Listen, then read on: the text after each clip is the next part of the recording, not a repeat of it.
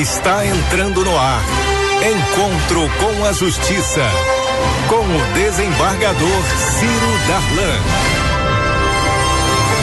Bom dia, ouvintes queridos da Rádio Família, ouvintes da Rádio Família 104.5, ouvintes da Rádio Tocantins de Palmas 98.1 e da Rede Jurídica TV.com.br.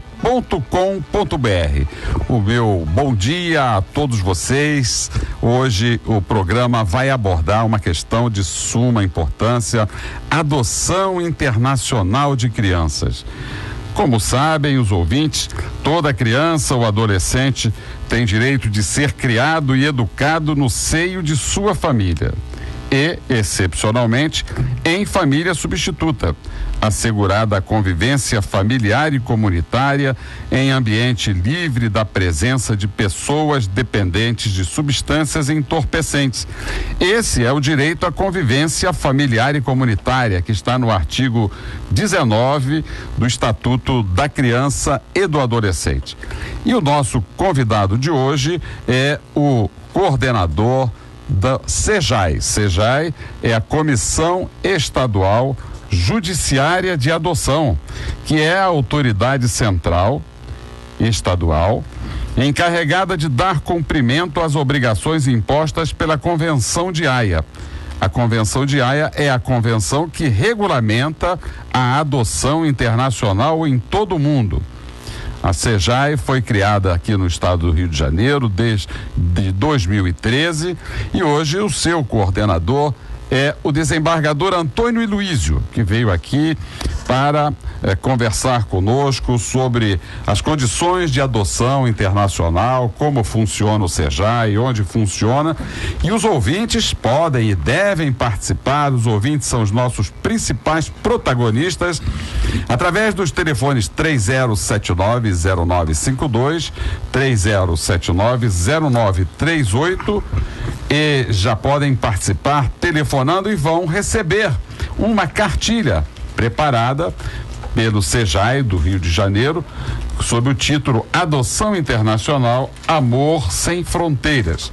Eu saúdo os nossos debatedores aqui presentes, o desembargador João Batista Damasceno, desembargador das Câmaras do Consumidor, e passo a palavra à Sua Excelência para saudar o nosso convidado e falar um pouquinho sobre o nosso tema de hoje. Bom dia, Damasceno, nosso grande querido escritor, desembargador, agitador e o nosso menino mimado e querido das nossas ouvintes da Rádio Família. Bom dia, desembargador Ciro Darlan. Eu vou me limitar ao adjetivo provocador.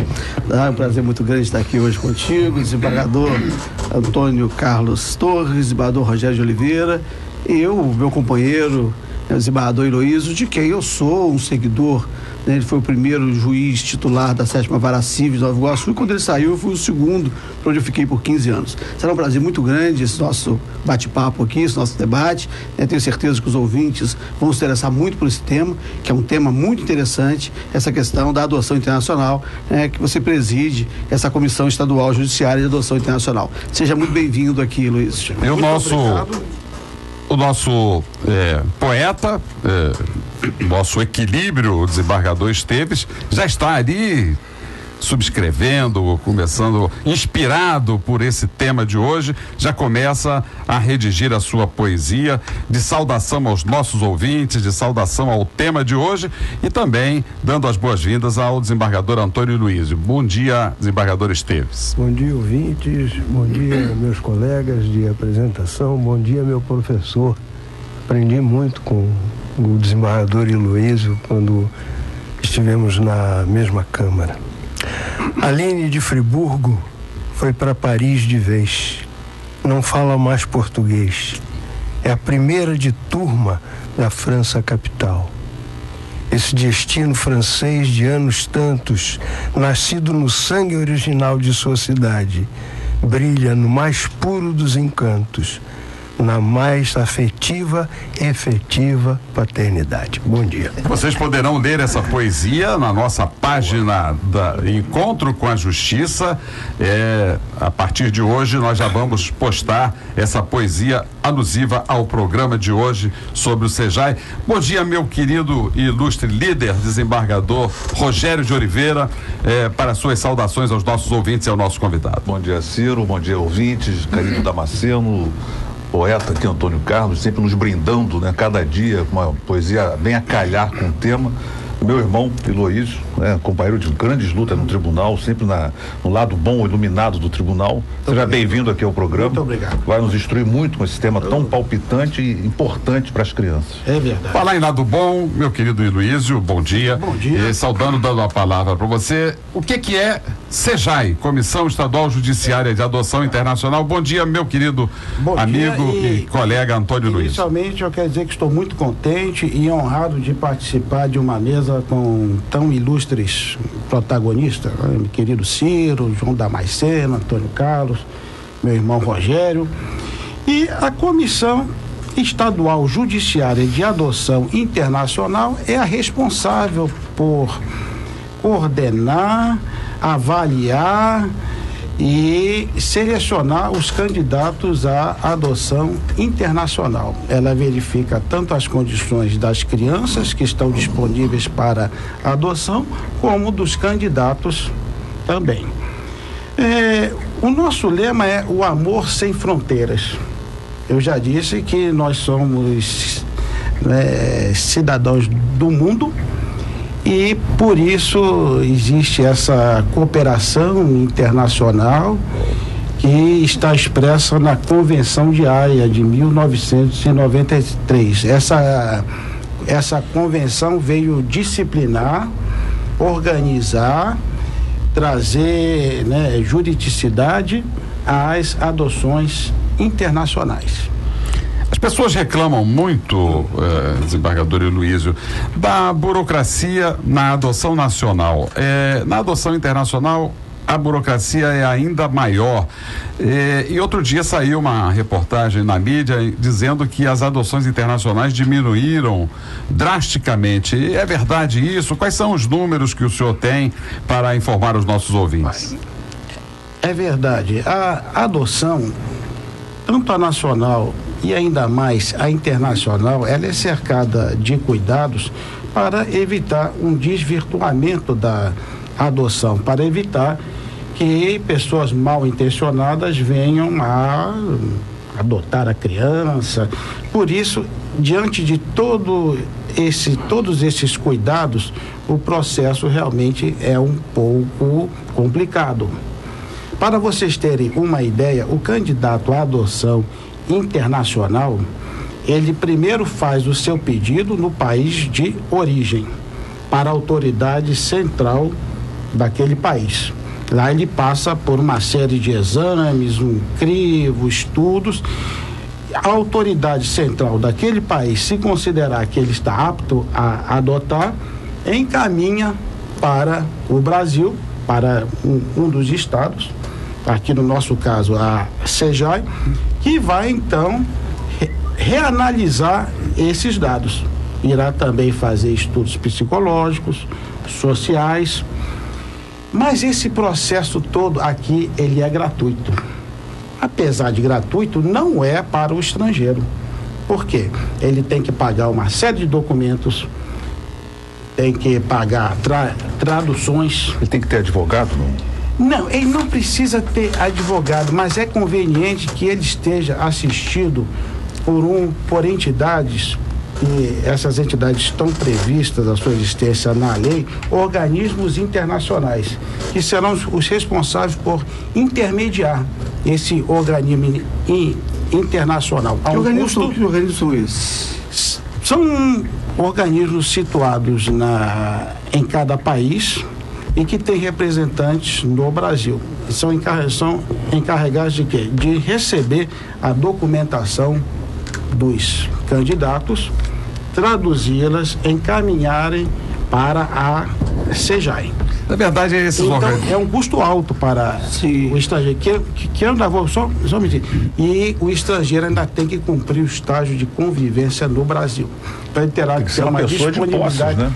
Ele terá que ter uma disponibilidade para ficar 30, 40, 60 dias sem trabalhar e ainda alugar uma residência aqui no Rio de Janeiro. Esses países, né, eu acho, não sei, os países europeus dão algum incentivo, né, aos pais que fazem essa adoção? Sim, a Itália tem um incentivo que recentemente foi restringido.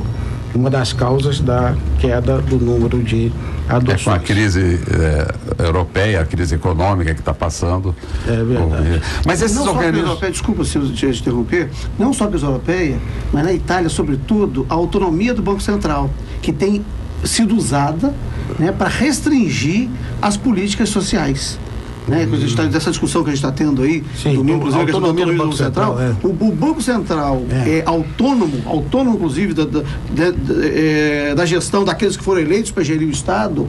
Ele possibilita esse tipo de coisa. Em nome de mecanismos fiscais, né, de contenção de gastos, de cumprimento das obrigações com os bancos, ele acaba tendo autonomia para poder restringir políticas sociais. E a melhor pessoa que pode falar disso aqui, né, é o desembargador Antônio Carlos Torres. Aliás, o presidente Antônio Carlos, né, que tem até um nome de rua no centro da cidade, com esse nome. Né, pode falar isso porque ele trabalhou no Banco Central. Eu queria informar os senhores o seguinte, que o juiz da Aline, que não fala mais português, ele sofreu um grande problema, porque na ocasião, na década de 80, não se dava adoção estrangeiro porque havia aquelas acusações de que o estrangeiro levava a criança para tirar órgão, etc. Pois bem, até carta rogatória foi exigida para que o colega francês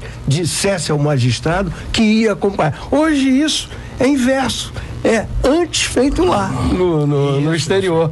Tá. E este juiz teve que fazer isso, teve que exigir carta rogatória. E depois teve essa grata surpresa de saber que a Aline, que saiu com 2,5, 3 anos, ela não falava mais português e era a primeira aluna. O Ciro viu. Esse juiz que deferiu essa adoção e que hoje ele tem o orgulho de ter feito, de ter interferido na vida de uma criança abandonada brasileira, que hoje é uma cidadã internacional, chama-se Antônio Carlos Esteves e é nosso debatedor aqui para o nosso orgulho e para a nossa alegria. Aliás, nós tivemos aqui outro dia uma menina também, que mora na França. Exatamente. Né, que foi entrevistada saiu da rua do Rio de Janeiro para a Sorbonne. Mas aí não foi outro juiz, aí foi o eterno juiz da Infância e Juventude do Rio de Janeiro, Ciro Darlan. Felizmente, as notícias que nós temos, os relatórios pós-adotivos são animadores. Como é que é feito esse acompanhamento, Luiz? Feito através da SEJAI. A autoridade central do país ou o organismo internacional manda durante 2 anos relatórios. Nós temos fotos das crianças e eu posso dizer que 95% dos casos foi um ato de sucesso. A criança. Mas, Luiz, só para o ouvinte entender, não é a SEJAI que autoriza a adoção, é um juiz de família ou de menor tipo, quando ele estiver habilitado, a SEJAI habilita o candidato à adoção. Nenhuma adoção internacional pode ser feita sem passar pela SEJAI. E depois ele vai para o juiz, onde ele tem a sua sentença de adoção. Eu queria prestar um esclarecimento aqui, o desembargador Damasceno fez essa pergunta. Essas agências que fazem essa intermediação das adoções internacionais, eu tive a oportunidade de conhecê-las quando fui ver os nossos crianças adotadas na Itália, na Suécia e na França. E eu levei um susto muito grande, Luiz, porque as crianças nessas agências têm tabela. Por exemplo, a adoção de criança brasileira custa $30 mil, 30 mil euros. Crianças colombianas custa 20 mil euros. E quando eu vi essa tabela, eu fiquei assustadíssimo. Eu falei, vem cá, vocês estão vendendo criança? Não é a venda renda da criança. É o custo da operacionalização. Para trazer um sueco, para passar aqui 1 ou 2 meses, o custo dessa tradução de todos os documentos, autenticação por tradutor juramentado e isto é um custo altíssimo. E aí quando a agência apresenta, se for colombiano é tanto, se for russo é tanto, os russos são mais baratos. Nós estamos com uma cotação boa. Chinês, então não tem preço. Chinês é de graça.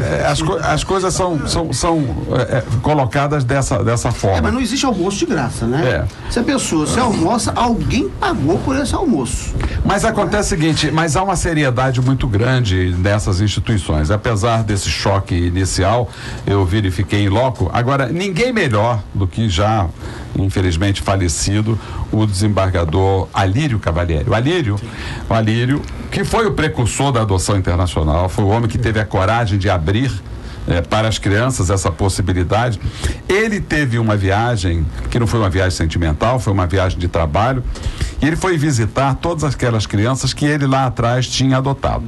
Ele encontrou meninos e meninas príncipes, princesas, absolutamente. Um era campeão de esqui na Europa, brasileiro, campeão de esqui na Europa. Outro era advogado, outro já era um grande empresário que fez questão de visitar o Brasil, Romão de Matos Duarte, e dar uma doação em combis, em viaturas, em brinquedos, enfim.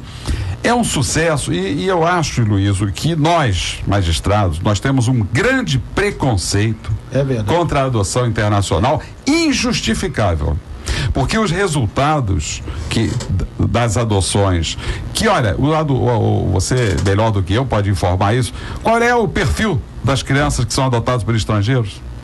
A idade, a questão de saúde, qual é? Diga aí para os nossos ouvintes. O estrangeiro, ele aceita crianças já na faixa de 10 anos, às vezes até mais velhas, com problemas, com doenças.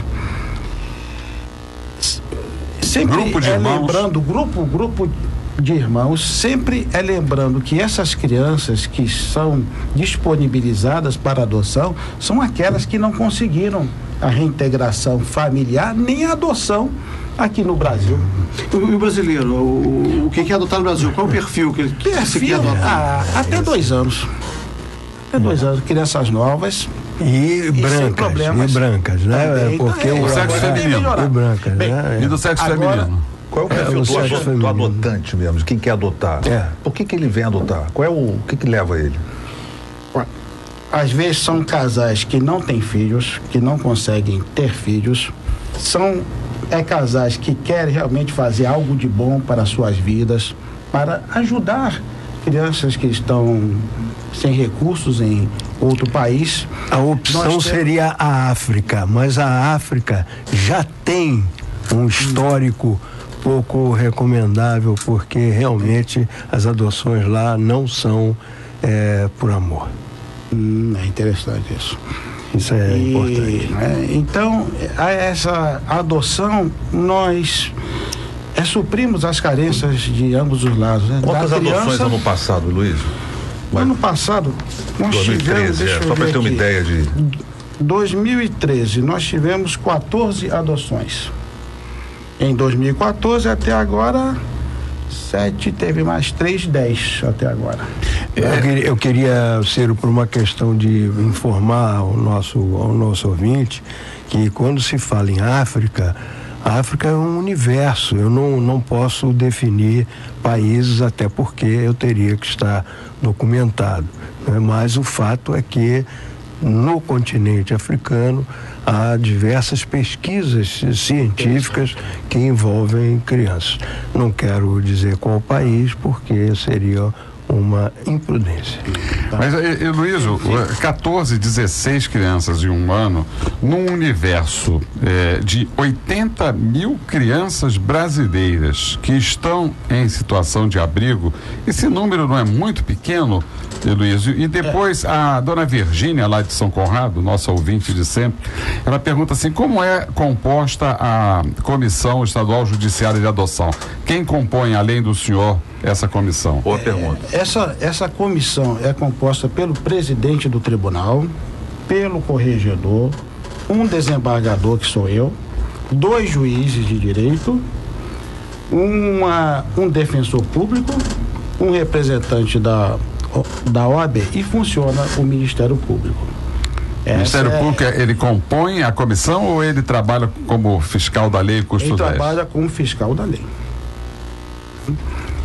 E a comissão, a parte técnica, nós temos assistente social, psicólogos e o pessoal da secretaria. E as sessões são presididas por mim, como coordenador da comissão. Bem, o Ciro falou sobre essa queda de adoções. Há 2 motivos. Primeiro, a crise europeia. A Europa, Itália, em primeiro lugar, a França, são os países que mais nos enviam pretendentes à adoção. E outro fator que melhorou, aumentou o número de adoções nacionais. A faixa etária que nós falávamos há pouco em 2, os casais brasileiros, os pretendentes têm já aceito crianças com mais idade. E a ouvinte falou sobre o grande número de crianças abrigadas. Infelizmente, como o desembargador Ciro falou, há ainda, mesmo entre os operadores do direito, um certo preconceito contra a adoção internacional. Certas histórias desagradáveis que realmente aconteceram. Mas tem a xenofobia também, né?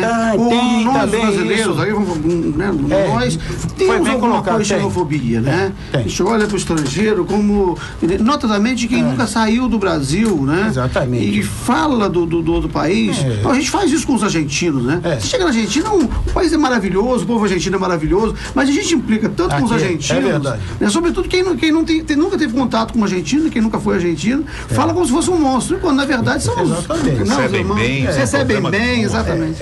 As adoções são feitas para países signatários da Convenção de Haia e, como eu disse no início, os pretendentes passam por uma séria avaliação e aqui também. Desses 16 que adotaram o ano passado, de que país eles são, basicamente? Basicamente Itália e França. Itália e França. Né? Nós estamos tentando abrir agora também a adoção para os Estados Unidos. Vamos tentar operacionalizar. Canadá, não? Canadá, nós tivemos uma, sim. Mas os Estados Unidos é signatário? Porque não era da Convenção de Haia. Ele já é? Já é, sim. Nós tivemos a visita do cônsul. Tá? Se o estrangeiro tiver alguma, assim, afeição pelo Flamengo, ele pode adotar? Pode. Aliás, sendo data vênia, durante os 14 anos que eu fui juiz, era a condição sine qua non. Aliás, teve um adotante vascaíno que queria uma criança e eu falei para ele que só tinha uma chance, que ele só podia adotar se o menino fosse direcionado para se esqueceu o mais querido do Brasil. E hoje o menino tem 14 anos e está jogando na escolinha do Flamengo. Então o pai seguiu as orientações do magistrado. Ou o senhor está esquecido, é brincadeira. Ou o senhor está esquecido que o manto sagrado estava habilitando a seleção alemã a dar aquele show aqui no país. Você esqueceu a camisa que eles estavam usando? Deixa eu fazer uma pergunta de voltar à seriedade do programa aqui. Se o menor que é adotado, depois ele alcança a maioridade no país dele, ele pode pedir para voltar? Como é que ele pode manifestar a vontade dele? Ou como é que é isso? Nós não tivemos ainda nenhum caso, mas em princípio, porque ele não deixa de ser brasileiro. A dupla cidadania hoje ele pode voltar quando tiver maior. Não, voltar sim, mas ele não pode voltar atrás na adoção. Não, é irrevogável. É irreversível. A adoção é irrevogável, irreversível. É irrevogável. Então, há uma necessidade de que todos que trabalham nessa área, juízes, promotores, defensores, tenham, se dispõem de qualquer preconceito e disponibilizem as crianças para adoção. O que é disponibilizar? Você fazer o processo de instituição do poder familiar, que ela só pode ser colocada para adoção, colocada na lista de adoção disponível para adoção internacional, se houver órfão ou houver a destituição do poder familiar. E esse procedimento, às vezes, o colega ele não atenta, né? Não é? Às vezes o defensor, com as melhores o Ministério Público também recorre, intenções, isso recorre, atrasando às vezes, e o tempo para as nossas crianças é fundamental.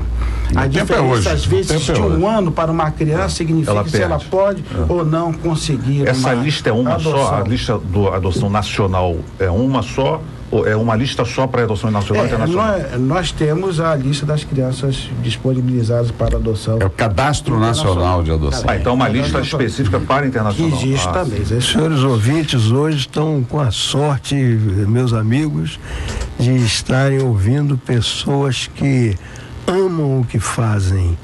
E se o juiz de adoção, com competência para adoção, não amar o que faz, certamente ele estará faltando. Esse é o programa Encontro com a Justiça, e nós vamos passar algumas informações a respeito do nosso judiciário, né? 2 desembargadores do Tribunal de Justiça foram eleitos como conselheiros da Associação Brasileira de Imprensa. Parabéns. Eu também parabéns. Que beleza, que beleza, que beleza. Os desembargadores... O desembargador Ciro Darlan e o José Carvalho. Antônio José Carvalho. José de Carvalho.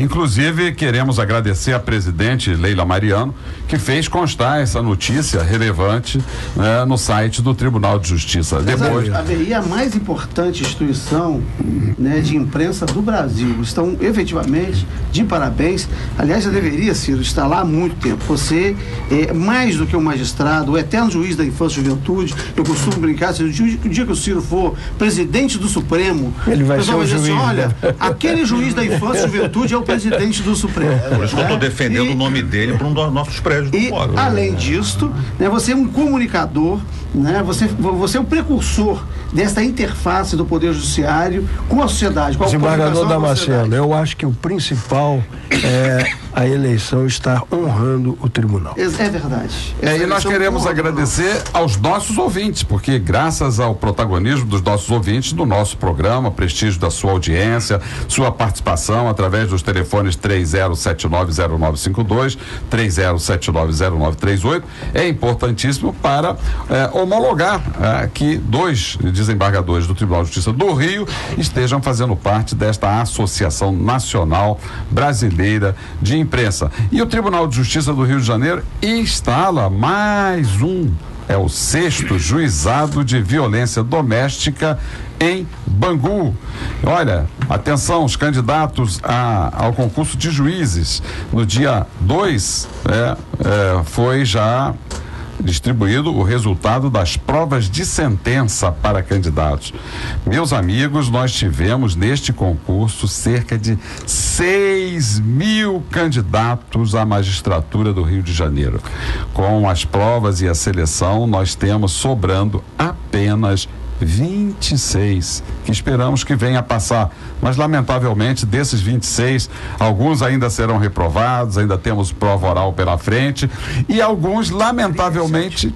Foram 37 aprovados. 37 aprovados, o desembargador Heloísio me corrige aqui, 37. Mas esses 37 não chegarão à reta final, porque nós temos ainda a prova oral e temos ainda muitos que são de outros estados, fazem concurso aqui e depois passam nos seus estados e para lá também fazem esta opção. Desembargador Antônio Luiz, estávamos falando aqui sobre preconceito e dizendo que as crianças às vezes adotadas são maltratadas, mas as histórias demonstram, nós estamos vendo aqui na mídia, né? Aquele menino lá que foi assassinado no Rio Grande do Sul, ele não era adotado, ele era filho de pais biológicos. Agora tivemos o caso de uma menina sendo maltratada pela mãe e pelo padrasto, né? Sendo vítima de bullying, uma menina de 2 anos. Da Isabela Nardoni. A Isabela Nardoni. Todos esses são casos de famílias biológicas. De forma que nós não temos que ter preconceito nem contra os pais biológicos, todas as famílias podem ter problemas e têm os seus problemas, mas afirmar ou apontar que esses problemas são exclusivos das crianças que são adotadas é um preconceito que nós devemos afastar. A doutora Marisa, advogada e perita judicial no Paraná, que beleza, né? Que bom, né? Ela diz assim: o programa está de parabéns pela qualidade. Obrigado, doutora Marisa. Que bom ter a senhora como nosso ouvinte, participando através dos telefones 30790952, 30790938. Nossos ouvintes são os nossos protagonistas. Pergunta-se: como compatibilizar o amor sem fronteira em nosso ordenamento jurídico, ainda tão cheio de entraves e burocracias, quando se trata de adoção, especialmente por casais homoafetivos? Que pergunta fantástica, doutora Marisa. Como é que o senhor vê isso, doutor Iluísio? Tem crescido o número de adoções por casais homoafetivos. Essas adoções têm sido um sucesso. O que acontece geralmente com o homoafetivo? Em virtude da sua condição, ele ainda é vítima de muito preconceito. Muito. Não só no Brasil, como em outros países também. Então, ele já traz aquela experiência do preconceito consigo. Ele quer superar isso. Então, ele tem mais condições. Ele tem uma condição muito boa para entender a aflição daquela criança que está abrigada, que não tem uma família. Então, essas pessoas, esses pretendentes homoafetivos, eles se solidarizam com a situação da criança, e tem sido realmente muito bem sucedidas essas adoções. É muito interessante. Muito se fala que poderá haver uma promiscuidade, prejuízo moral, mas isso pode acontecer com um casal tradicional, hétero, não tem. Eles podem se portar de uma forma que agrida a Parabéns criança. pela pergunta, Marisa, e um beijo saudoso aqui. É interessante isso, a questão dos estereótipos. Né? Então, um casal, né, homoafetivo, ele é tratado apenas por essa característica. Né? Então, muito comum. Se esquece que é um ser humano. O ser humano, ele é múltiplo, normal, né? Ele é um todo. Né? Eu tive a oportunidade de viver isso, a questão do voto, mas ele é preso, chegava lá, não, ele é locatário, ele é pai, né? Uma pessoa reúne, uma pessoa reúne uma multiplicidade de identidades. E agora o estereótipo pega apenas uma dessas identidades, né? Para tratá-la, né? Sobretudo quando é para discriminar. E os juízes ainda têm muito preconceito com isso. E nós estamos festejando aqui, né? Combate ao preconceito, a decisão da nossa colega juíza Maria Aglaé Tedesco Vilardo, da 15ª Vara de Família, que essa semana autorizou a transexual, não vamos dizer o nome, não há necessidade, de 25 anos, a mudar o seu nome de batismo e sexo para feminino, mesmo sem ter feito a cirurgia transexual. Parabéns, Maria Aglaé. Essa é mais uma decisão que honra o Judiciário do Rio de Janeiro, é uma decisão que combate o preconceito. Reconhece a dignidade. Reconhece a dignidade. Aglaé é uma das colegas mais competentes, mais entusiasmadas, mais sérias que nós temos. É um Heloísio de saia. 15ª Vara de Família. E combate. E eu queria informar, desembargador, que eu acho importante porque é internacional, né? Mas um dos filmes mais sérios, e é como O Pequeno Príncipe, né? As pessoas pensam que é livro infantil, né? No mais das vezes.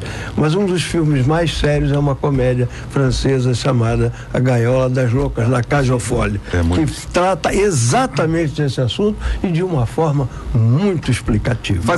Falando em filmes, embargador Esteves, nós estamos recomendando que os ouvintes assistam o filme O Estopim, um filme muito interessante que pergunta É onde está Amarildo. Aliás, dia 5 é dia de voltar a fazer essa pergunta. Dia 5 é dia de eleições e fazer a pergunta: quem mata a população pobre do Rio de Janeiro?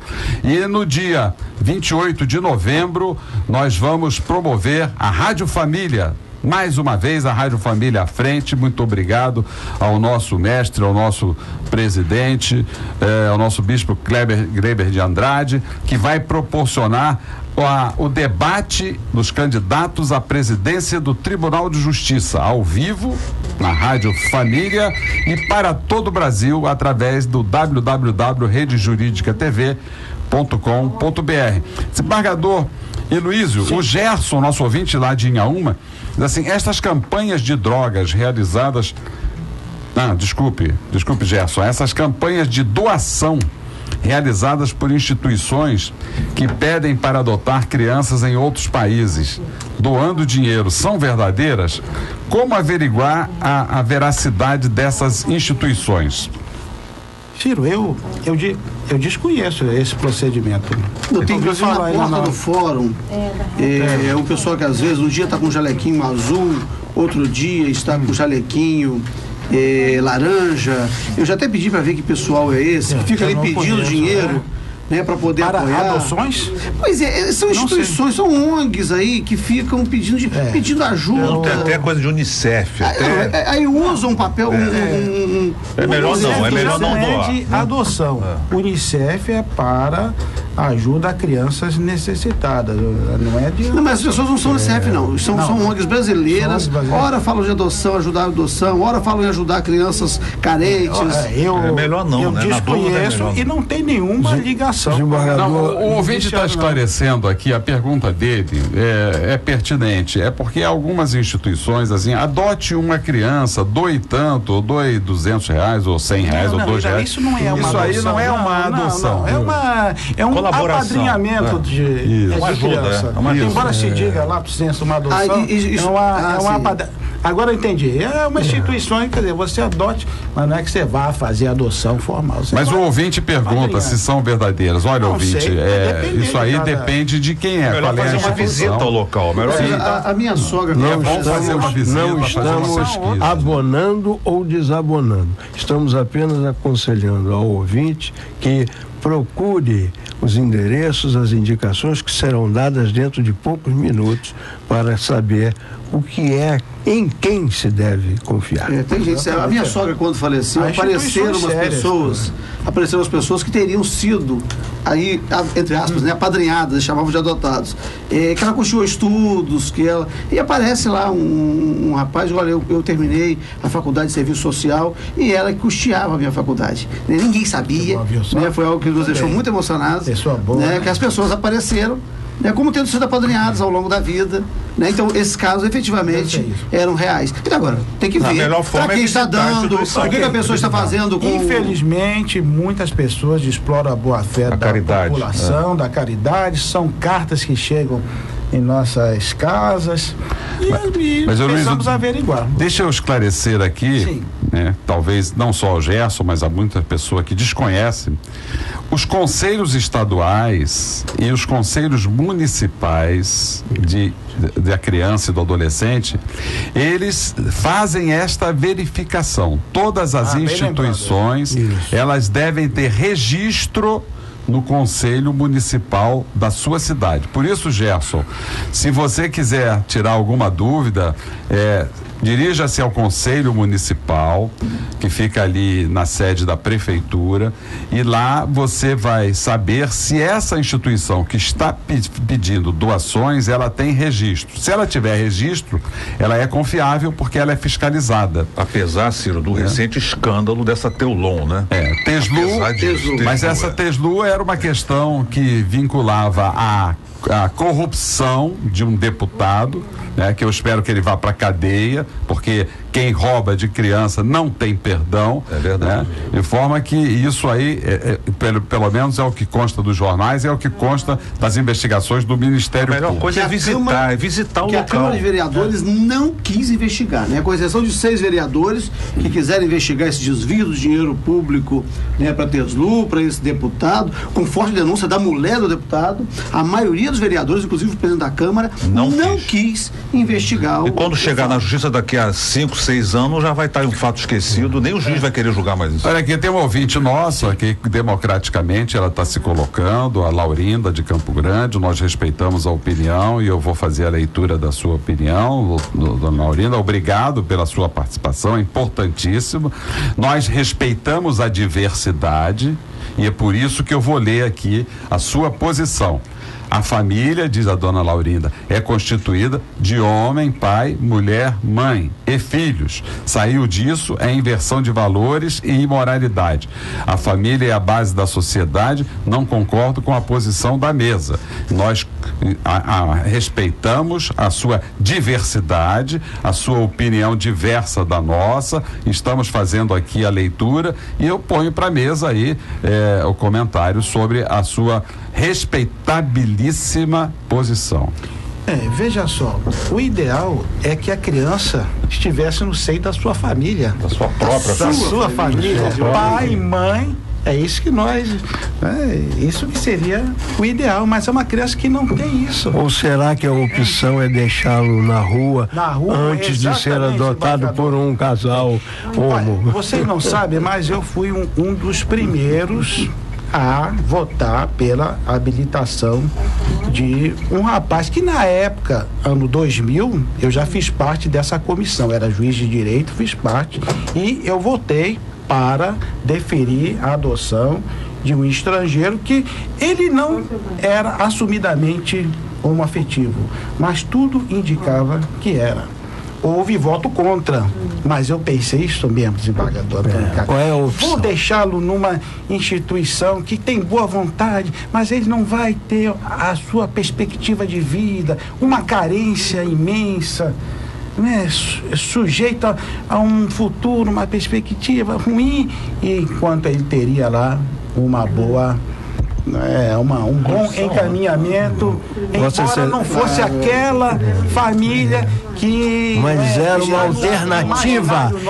alternativa, sabe a quê? A morte, porque ele já não existiria hoje. Ou ao crime mesmo, ou ao crime. Ele já não existiria. Eu votei e foi um sucesso. Pois é, mas é muito interessante isso, essa tolerância, né? A palavra nem é muito boa, não, que talvez não precisássemos ser tolerantes, mas a tolerância que o desembargador Ciro tem, né, lendo a pergunta da dona Laurinda, acho que a dona Laurinda poderia começar a refletir na sua existência, né, para também ter essa tolerância, né?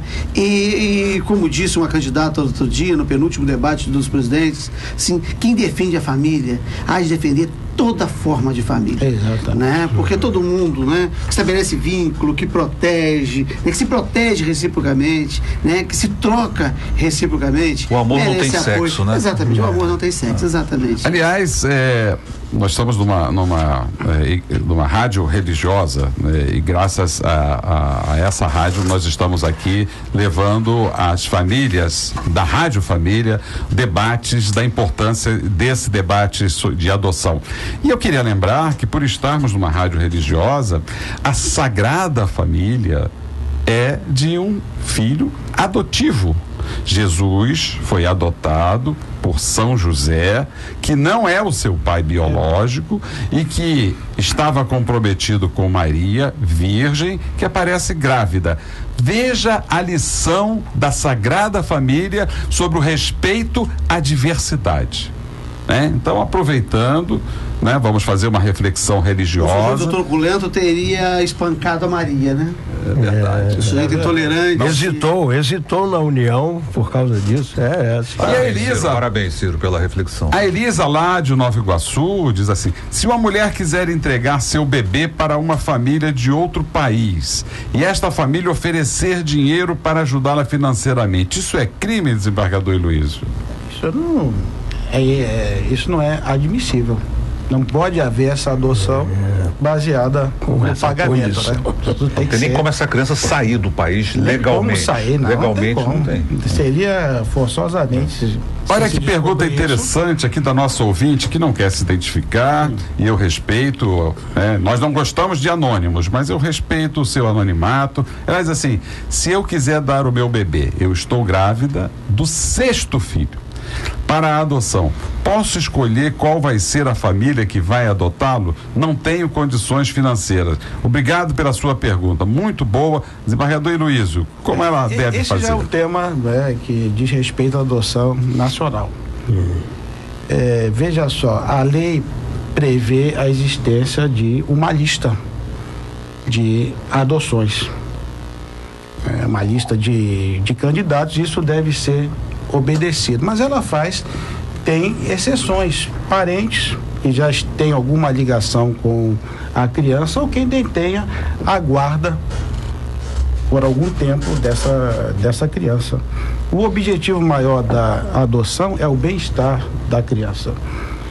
Então, se houver um vínculo entre essa família que pretende adotar, o parentesco, ou se por outra circunstância ela veio sob a guarda de dessa família, ela terá preferência. Então, se a criança nascer, ela entregar, né, para essa família, e essa família pedir a guarda, depois pode converter isso em processo de adoção.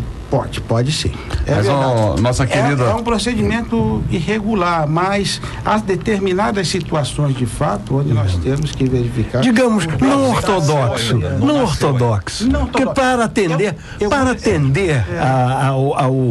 o princípio básico da adoção, que é salvar aquela criança, dar àquela criança a condição afetiva de vida, ele suplanta qualquer outro. Minha querida ouvinte lá de Vista Alegre, o que a senhora deve fazer, procedimento normal, é o seguinte: a senhora se comunica com o juiz da infância e da juventude aí de Vista Alegre e comunica que a senhora, quando nasceu o seu bebê, a senhora quer colocar em adoção. Por quê? Esse juiz, ele já tem uma lista de pessoas habilitadas. O que é habilitada? São pessoas do bem. São pessoas que o juiz já examinou, já sabe as suas condições afetivas, sociais, econômicas, e elegeu como essas famílias que estão habilitadas, as famílias que são capazes de adotar. E o seu filho vai ser entregue a uma dessas famílias, de confiança da justiça e já verificado pela equipe técnica da justiça que são famílias do bem. Então, esse é o melhor caminho, porque se a senhora vai escolher uma pessoa ou outra, pode errar nessa escolha. E o juiz tem melhores condições de acertar. Também erra, o juiz também erra, mas ele tem toda uma equipe técnica que estuda as condições dessa família e as possibilidades de erro são menores. Esse é o caminho que eu sugiro que a nossa ouvinte lá de Vista Alegre faça. Deixa eu contar só um caso que aconteceu, foi no Rio Grande do Sul. A empregada ficou grávida, foi embora e deixou a criança com a patroa. Passaram-se quase 2 anos. E a patroa resolve, vou regularizar a situação dessa criança. Foi ao juiz da infância e juventude local lá. Lá o juiz com o promotor tiraram a criança dessa senhora e disseram, não, a senhora não obedeceu à lista, não está nem habilitada. E a criança, quase 2 anos, foi tirada dessa senhora e colocada em um abrigo.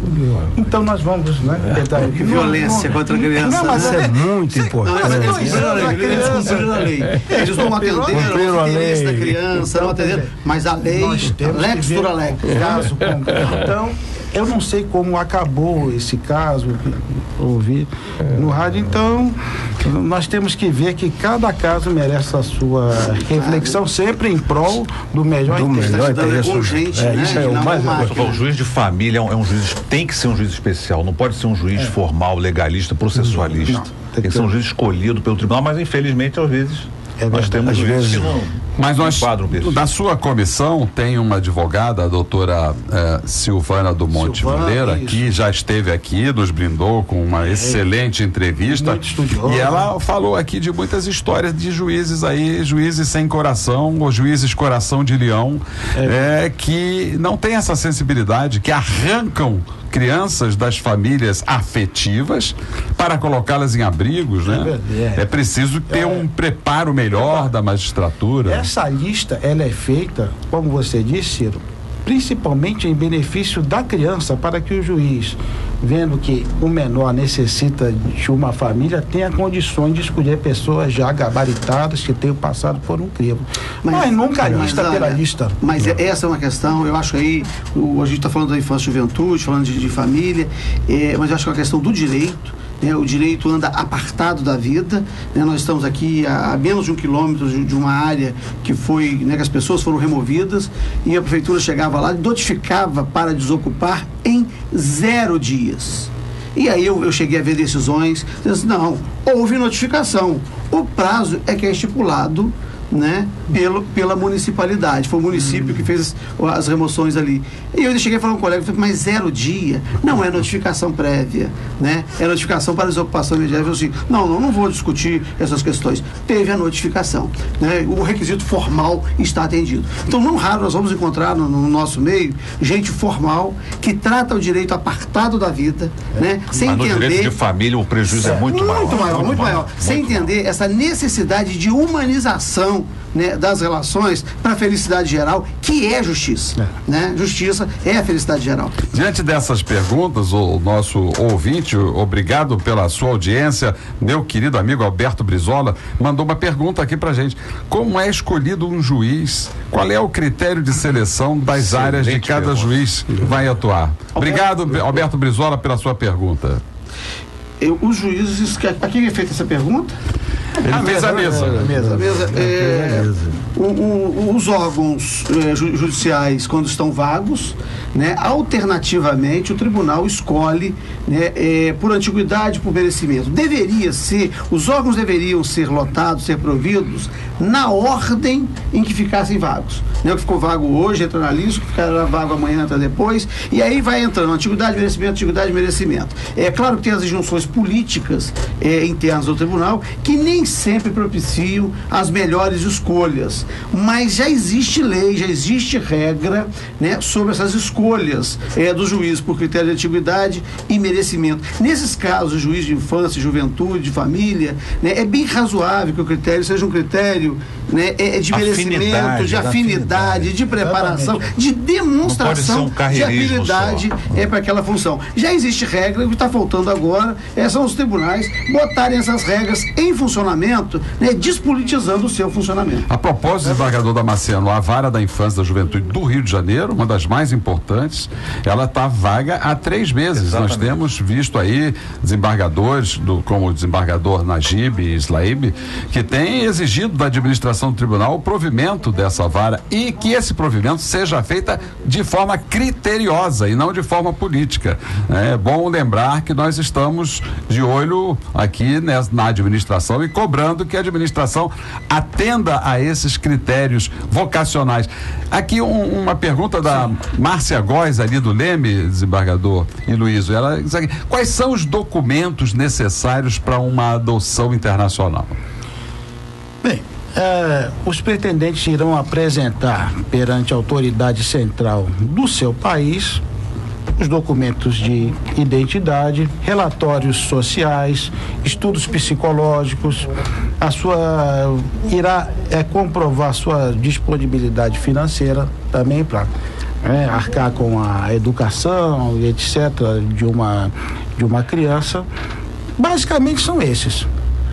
A legislação do país de origem do adotante não é necessária para verificar se há compatibilidade entre a nossa... Bem lembrado, também é isso. Tem que ser apresentada a legislação daquele país para verificar se a criança ou adolescente, que é mais raro, terá garantido todos os seus direitos. Mas, desembargador, e se um estrangeiro de passagem pelo país ou aqui esporadicamente desejar adotar uma criança, ele vai ter que cumprir tudo esse... Se ele tiver visto temporário, apenas visto de mais turista, ele terá que fazer lá. E aí é bom esclarecer os ouvintes que essa exigência não é exigência da nossa legislação, isso é uma exigência da Convenção de Haia. Convenção de Haia, exatamente. Isso é um acordo internacional justamente para garantir que os procedimentos sejam seguros, não é isso, Simão? Mas eu estou diante de juízes há situações e há situações. E se estivermos diante de uma situação em que dê a adoção para esta criança ser feliz, ou então não vou permitir que ela seja feliz antes que... E às vezes não dá tempo. Vamos seguir a jurisprudência do Ciro. Assim, eu seguiria... É sempre um norte... Eu deixaria de cumprir o a lei. princípio, né? Exatamente. O objetivo maior é esse. Quando a lei traça eu vou para o princípio. A essa burocracia, sempre o princípio é cogente também.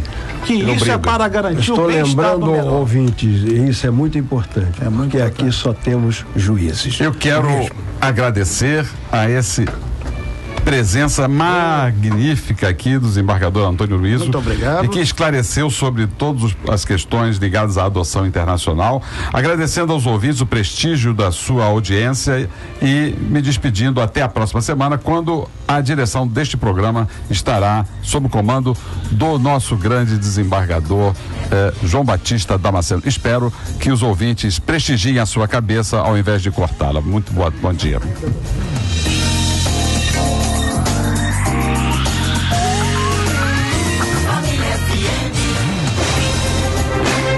Você acabou de ouvir Encontro com a Justiça, com o desembargador Ciro Darlan.